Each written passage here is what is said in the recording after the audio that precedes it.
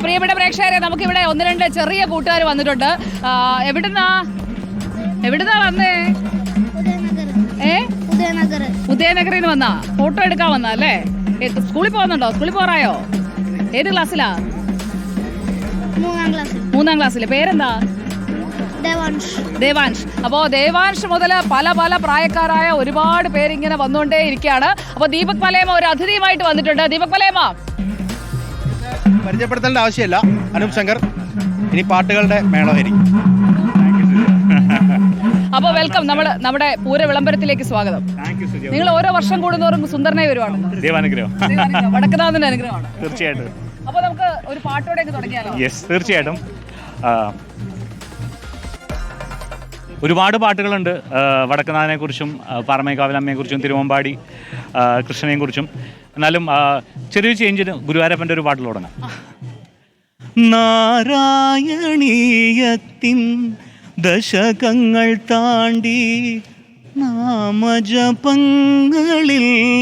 തങ്ങി സന്താന ഗോപാലം ആടുമി ബ്രാഹ്മണ സങ്കടം തീർക്കണമേ ജീവിത മൺകുടം കാക്കണമേ ഗുരുവായൂരമ്പലം ശ്രീവൈകുണ്ഠം അവിടത്തെ ശംഖമാണെൻ്റെ കണ്ഠം കാളിന്തി പോലെ ജനപ്രവാഹം ഇതു കാൽക്കലേക്കോ വാഗചാർത്തിലേക്കോ.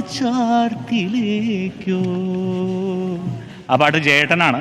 ജയേട്ടനെ സ്നേഹപൂർവ്വം സമർപ്പിക്കുകയാണ്. അപ്പോൾ ഈ പാട്ട് ജയേട്ടനെ സമർപ്പിച്ചു. നേരത്തെ നമ്മൾ ജയേട്ടനെ ഓർക്കാതെ ഈ പൂരം കടന്നു പോവില്ല. ജയേട്ടന് വേണ്ടിയാണ് എല്ലാവരും, എല്ലാ ഗായകരും ജയേട്ടനെ ഓർക്കുന്നു. അതുപോലെ ജയേട്ടൻ പാടിയ ഒത്തിരി പാട്ടുകളുണ്ട് ഈ പൂരവുമായിട്ട് സമയത്തൊക്കെ നമ്മൾ കേൾക്കുന്ന പാട്ടുകളൊക്കെ. ഇതോടെ പൂരം പൊടിപൂരമാകുമെന്നാണ് ഞാനിപ്പോൾ സംസാരിച്ച എല്ലാവരും പറയുന്നത്. തീർച്ചയായിട്ടും 200% ഉറപ്പാണ്. അതിനുള്ള ഒരുപാട് നമ്മൾ ഇവിടെ വരുമ്പോൾ തന്നെയുള്ള ഒരു ആവേശം നമുക്കറിയാം. കഴിഞ്ഞ വർഷങ്ങളെക്കാളും കൂടുതലാണ്.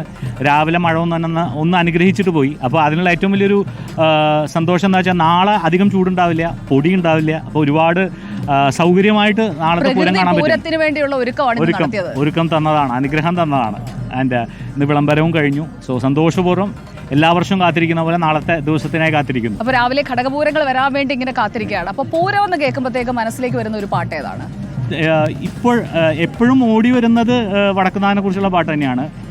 ശംഖചക്ര പ്രതിഷ്ഠയും സൂര്യപുഷ്കരിണിയും ശിവ ശങ്കര വൈഭവം വാഴ്ത്തും മതിൽക്കകത്ത് പ്രദോഷവ്രതവും നോറ്റ് ഘൃതാഭിഷേകവും ചെയ്ത് പ്രണമിച്ച് പ്രവേശിപ്പു സുരലോകത്ത് ഭക്തപ്രപഞ്ച ദുഃഖാബ്ദി താണ്ടി മറുതീരത്ത് വടക്കും നാഥ സർവം നടത്തും നാഥ.